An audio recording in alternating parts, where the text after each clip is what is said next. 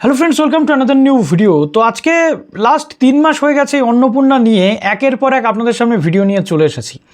কিন্তু আজকে একটা অত্যন্ত এমন একটা পরিস্থিতিতে আমরা এসে দাঁড়িয়েছি যেখানে অন্নপূর্ণা যোজনাতে একদিকে টাকা পাচ্ছে, একদিকে টাকা পাচ্ছে না। একই যোগ্যতার মাপকাঠিতে কেউ টাকা পাচ্ছে, কেউ টাকা পাচ্ছে না। কারোর প্রবলেম হচ্ছে, কারোর প্রবলেম হচ্ছে না। এটা অত্যন্ত সন্তোষজনক নয়, বলা ভালো অসন্তোষজনক। তো অন্নপূর্ণাতে 17 লাখ আবেদন কিন্তু আপাতত উইথ হেল্ড বা আপাতত কিন্তু হেল্ডে রাখা হয়েছে এবং রিজেক্টেডও কিন্তু অনেক ক্ষেত্রে করা হয়েছে। আবেদন যাচাই ও বাতিলের পর আমরা যেটা দেখতে পাচ্ছি যে অন্নপূর্ণা ভাণ্ডারের আগস্ট মাসের যে পেমেন্ট, সেই পেমেন্টের ক্ষেত্রে বিভিন্ন রকমের সমালোচনা এবং মতামত কিন্তু রয়েছে। তো আজকে আলোচনা করব ঠিক কী কী কারণে অন্নপূর্ণা যোজনার এই পেমেন্ট উইথ হেল্ড হয়ে গেল, অনেকে পেমেন্ট পেলেন না বা রিজেক্ট হয়ে গেল। যারা নতুন আছেন অবশ্যই চ্যানেলটিকে সাবস্ক্রাইব করে পাশে থাকা বেল আইকনটি ক্লিক করে দেবেন যাতে সমস্ত তথ্যগুলো আপনারা টাইম টু টাইম এখান থেকে পেয়ে যান। তো প্রথমে অন্নপূর্ণা যোজনার জুন মাসে যে পেমেন্ট ঢুকেছিল সেটা উইদাউট ভেরিফিকেশান ঢুকেছিল। 19 থেকে 23 লাখের কাছাকাছি ক্যান্ডিডেটদের কিন্তু এই যে পেমেন্ট সেটা দেওয়া হয়েছিল কোনো ভেরিফিকেশান ছাড়া, ততক্ষণ পর্যন্ত ঠিক ছিল। তারপর যখন এলো ঠিক জুলাই মাস, আমরা প্রত্যেকে দেখলাম যে জুলাই মাসের পেমেন্ট কিন্তু আটকে গেল। আন্ডার এনকোয়ারি প্রসেসড, এরকম বিভিন্ন রকম স্টেটাস দেখি, অনেকের আবার রিজেক্টেডও হয়ে গেছিলো। তো আপাতত আমরা যেটা এক্সপেকটেশন রাখছিলাম যে আগস্ট মাসে সব সমস্যা মিটে যাবে, কিন্তু সেই অর্থে আগস্ট মাস হয়ে গেল আরও অনেক ভয়ঙ্কর একটা মাস, যেখানে পেমেন্ট তো এলো কিন্তু তার মধ্যে থেকে বাদ চলে গেল 17 লক্ষ মানুষ। 17 লক্ষ মানুষ বাদ চলে যাওয়াটা কিন্তু কোনো মোটেও জোক নয়। যদি আমরা দেখছি যে পেমেন্ট স্ট্যাটাস এবং আবেদনের টোটাল সংখ্যা রয়েছে 1,62,45,00,000 উপভোক্তার অ্যাকাউন্টে টাকা ঢুকেছে বা ঢুকতে চলেছে। পেমেন্ট প্রক্রিয়া যেটা টাকা পাঠানোর কাজ চলছে, সেটা যেহেতু কম্পিউটারাইজড পেমেন্ট প্রসেস, তার জন্য পেমেন্ট একটু ডিলে হবে, 2 থেকে 3 দিন সময় লাগতে পারে এই পেমেন্ট পৌঁছাতে। এর মধ্যে যেটা চলে আসে 2 নম্বর যে রিজন রয়েছে সেটা হলো যে 17 লক্ষ আবেদন বাতিল করা হয়েছে। এই বাতিলের কারণটা কি? 17 লক্ষ মানুষ কিন্তু ওয়েট করেছিল যাতে তারা জুলাই মাসের টাকা পায়নি, আগস্টের টাকা পেতে চলেছে, কিন্তু এমন কিছু কন্ডিশন মাঝখান দিয়ে চলে এলো যেটা ভোটের আগে বা ভোটের পরবর্তীতে আমাদের রাজ্যের সাধারণ মহিলারা এক্সপেকটেশনই রাখেনি যেরকম কিছু ঘটতে পারে। এখানে 17 লক্ষ আবেদনকারীর উইথ হেল্ড রাখা হয়েছে। এর কারণ হচ্ছে কি, নাম ও ডিবিটি সংক্রান্ত সমস্যা, অর্থাৎ প্রায় 10 লাখ মানুষের আধার পেমেন্ট বেসড সিস্টেম বা ডিবিটি সংক্রান্ত সমস্যার জন্য বা ব্যাংকের অ্যাকাউন্টের সাথে আধার কার্ডের নামের অমিল কিংবা ব্যাংক অ্যাকাউন্টের ডিবিটি লিঙ্ক না থাকার কারণে 10 লক্ষ অ্যাকাউন্টে পেমেন্ট আপাতত স্থগিত বা হেল্ড রাখা হয়েছে। নাম সংশোধন বা ডিবিটি অ্যাক্টিভ করে পুনরায় যদি কেউ আপিল করে তাহলে তাদের টাকা পাওয়ার সম্ভাবনা রয়েছে। অর্থাৎ এখানে ক্লেম করতে হবে তবেই গিয়ে তারা টাকা পাবে, কিন্তু এই প্রবলেমগুলো সর্ট আউট করার কথা ছিল কিন্তু গভর্নমেন্টেরই। ইনকাম ট্যাক্স ও আয় সংক্রান্ত যে বিভ্রাট তৈরি হয়েছে, আবেদনের সময় অনেকে ভুলবশত ইনকাম ট্যাক্সে ক্লিক কিন্তু করে দিয়েছে বা আয়ের যে সীমা তার বেশি আয় যেটা রয়েছে সেটা বিকল্প বেছে ফেলেছে। দেখা গেল কারোর আয় রয়েছে বছরে 2 লাখ বা 2.5 লাখ বা 1.5 লাখ টাকা, সে সিলেক্ট করে ফেলেছে 15 লাখ টাকাতে।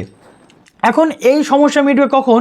যদি এডিট উইন্ডো ওপেন করা হয়, কিন্তু গভর্নমেন্ট কিন্তু এডিট উইন্ডো ওপেন মোটেও করলো না, এবং এডিট উইন্ডো ওপেন না করার ফলে ভোগান্তির মধ্যে কিন্তু সাধারণ মানুষ।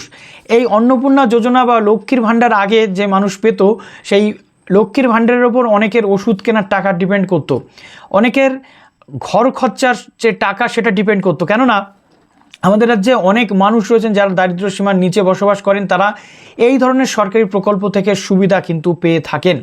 তো এখানে আমরা দেখতে পাচ্ছি যে ইনকাম ট্যাক্স ভুলবশত টিক করেছেন, তার সাথে বেশি আয়ের বিকল্প টিক করে ফেলেছেন। 4টের বেশি ঘর দেখা যাচ্ছে, 3টের বেশি ঘর নেই, সেই ভুল করে ঠিক করে ফেলেছেন। ভুল সংশোধন বা এডিটের সুযোগ না থাকার ফলে তারা ঠিক করতে পারেননি, এর ফলে তারা এই টাকা পাওয়ার হাত থেকে বঞ্চিত হয়ে গেলেন। এবং যদি আমরা দেখছি যে এই সমস্যাগুলো গভর্নমেন্টেরই মেটানোর কথা, জমি অতিরিক্ত রুমের যে শর্ত এবং এই যে সমস্যাটা, এটা লাস্ট 3 মাসেও কিন্তু সলভ করা গেল না। এটাই সবচেয়ে দুঃখের বিষয়। লাস্ট 3 মাস ধরে ভেরিফিকেশন হলো, লাস্ট 3 মাস ধরে এত প্রসেস হলো, তবুও এই জিনিসটা কিন্তু ঠিক করা গেল না। তাহলে এই দায়ভারটা তো সাধারণ মানুষের নয়। নেক্সট যেটা আমরা দেখছি, জমি অতিরিক্ত রুমের যে শর্ত, এই শর্তগুলো আগে ছিলই না, পরবর্তী ক্ষেত্রে শর্তগুলো লাগু হয়েছে। কর্পোরেশন বা মিউনিসিপ্যালিটি এলাকায় 25 ডেসিবেল বা তার বেশি জমি অথবা ফ্ল্যাট বা বাড়িতে 3টের বেশি রুম থাকার কারণে অনেকের আবেদন কিন্তু স্থগিত বা আন্ডার এনকোয়ারিতে রাখা হয়েছে। এই যে সমস্যাটা, আজকে দেখুন একটা মফস্বল বা গ্রামের বা ছোট পৌরসভার অন্তর্গত কোনো মানুষ তাদের এই 3টে ঘর বা 50 ডেসিমেলের বেশি জমি থাকলেও তাদের ছাড় হয়ে যাচ্ছে, তাদের কিন্তু কোনো সমস্যা নেই। কিন্তু কলকাতা বা কর্পোরেশন এলাকাতে বা মিউনিসিপ্যালিটি এরিয়াতে 50 ডেসিমেলের বেশি জমি, তার সাথে ফ্ল্যাট অথবা ঘর যদি 3টের বেশি থাকে, সেক্ষেত্রে সে রিজেক্ট হয়ে যাচ্ছে।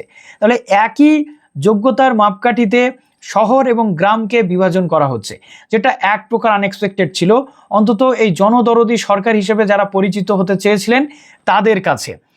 এখানে আবার আন্ডার এনকোয়ারিতে রাখা হচ্ছে, অর্থাৎ তাদের আবার পুনরায় ভেরিফিকেশন হবে। যদিও বলা হয়েছে কি স্ট্যাটাস চেক ও পুনরায় আপিল করার সুযোগ থাকবে। আবেদনকারী ফর্ম কী কারণে আটকে রয়েছে বা বাতিল হয়েছে তা 19 তারিখের পর থেকে পোর্টালে জানতে পারবেন। এরপর পুনরায় আবেদন বা ভেরিফিকেশন করবে যাদের তথ্যগত ত্রুটি আছে বা নাম উইথ হেল্ড আছে, তারা পোর্টালে গিয়ে পুনরায় সংশোধন করে পুনরায় আপিল করতে পারবেন এবং পরবর্তীতে বিডিও বা মিউনিসিপ্যালিটির থ্রু দিয়ে তাদের আবার পুনরায় ভেরিফিকেশন করা হবে, তারা পেলেও পেতে পারেন। এবং একটা বিষয় কিন্তু পরিষ্কার বলা হয়েছে আজকে মুখ্যমন্ত্রীর যে দপ্তর, নবান্ন থেকেই কিন্তু এটা ঘোষিত হয়েছে, যেখানে বলা হচ্ছে যে আজকের ডেটে দাঁড়িয়ে যদি শহরের বুকে বা কর্পোরেশনের বুকে 3টে ঘর কারোর থাকে, কিন্তু তার যদি আর্থিক অবস্থা সচ্ছল না থাকে, সে যদি বাদবাকি যোগ্যতার ক্রাইটেরিয়াগুলো ফুলফিল করতে পারে, তাহলে সে যদি ক্লেম করে ভেরিফিকেশানে সে পাস করলেও করতে পারে। কিন্তু এই এত হ্যাপাটা মানুষ কেন নেবে? জুন মাস, মে মাসে ভোটের জন্য কোনো পেমেন্ট ঢোকেনি, সেই অর্থে লাস্ট পেমেন্ট ঢুকেছিল এপ্রিল মাস, জুন মাসে কোনো পেমেন্ট নেই, জুলাইতে পেমেন্ট নেই, আগস্টে পেমেন্ট নেই। তাহলে এই যে মানুষগুলো রয়েছে এই পেমেন্টগুলো থেকে তো বঞ্চিত হচ্ছে। তাহলে 3000 করে যদি প্রত্যেক মাসে হয়, তাহলে এখন পর্যন্ত 9000 টাকা হয়ে যাওয়ার কথা, কিন্তু সেখানে মাত্র 3000 টাকা করে মানুষকে দেওয়া হচ্ছে। এটা কেমন জাস্টিফিকেশন, এটা নিয়ে উঠছে প্রশ্ন। সবচেয়ে গুরুত্বপূর্ণ ব্যাপার যে গ্রামে থাকলে আপনি টাকা পাবেন, শহরে থাকলে আপনি টাকা পাবেন না। গ্রামে থাকলে আপনার যতই অর্থবিত্ত থাকুক, আপনার 4টে 5টা ঘর থাকুক, আপনি টাকা পাবেন। শহরে থাকলে আপনার যদি আর্থিক অবস্থা খারাপও থাকে, 3টের বেশি ঘর যদি আপনার থাকে, আপনি টাকাটা পাবেন না। 50 ডেসিমেলের বেশি জমি শহরে সেই অর্থে কারোর থাকে না, কিন্তু ঘর 3টের বেশি থাকতেই পারে, না থাকার কোনো কারণ নেই, কিন্তু সেক্ষেত্রেও এই বিধিনিষেধ আরোপ করা হলো। আজকের ডেটে দাঁড়িয়ে কেউ ভাবতে পারেনি যে এরকম একটা এক্সপেকটেশন 3 মাস পরে এই গভর্নমেন্টের কাছ থেকে পাওয়া যাবে। পুরো রাজ্য যেখানে মোটামুটি ধরে নিন 4350 কোটি টাকার কাছাকাছি বরাদ্দ সম্ভব হয়েছে, সেখানে আর কিছু সামান্য বাজেট যদি বাড়ানো যেত, এটা গভর্নমেন্টের কাছে আমাদের অনুরোধ, আর কিছু সামান্য বাজেট যদি বাড়ানো যেত, তাহলে শহর অঞ্চলের যে 3টে রুম বা সাধারণ গৃহবধূ যারা 10,000 টাকা ইনকাম করে, সেই পরিবারগুলো অন্তত বেঁচে যেত। তাদের অনুরোধ রইল তাদেরকে যাতে দেওয়া হয় বা তাদেরকে যাতে ভেরিফিকেশনে পাস করানো হয়। আবার শুধু তাই নয়, অনেক সাইবার ক্যাফে রয়েছে যারাও ভুল এন্ট্রি করে দিয়েছিল, সেই সাইবার ক্যাফেগুলোর জন্য ক্যান্ডিডেটরা কিন্তু আজকে ভুগছে, যেহেতু এডিট উইন্ডো সেখান থেকে পাওয়া যাচ্ছে না। শুধু একটাই রিকোয়েস্ট, অন্তত সাধারণ মানুষের স্বার্থে আরও নিয়মে কিছুটা শিথিল করা হোক এবং বাজেট আর একটু বরাদ্দ করা হোক। কেননা লক্ষ্মীর ভাণ্ডার প্রচুর মানুষ পেতেন, আজকে পুরুষ লক্ষ্মীদেরকে যদি আমরা বাদ দিই, যদি যোগ্যতার মাপকাঠিতে ধরি, তাহলে অনেকেই আছেন যারা এই 17 লাখের মধ্যে পাওয়ার যোগ্যতা কিন্তু রাখেন। আশা করি আপনারা আমার সাথে একমত হবেন। তো চলুন, গভর্নমেন্টের কাছে অনুরোধ রইল।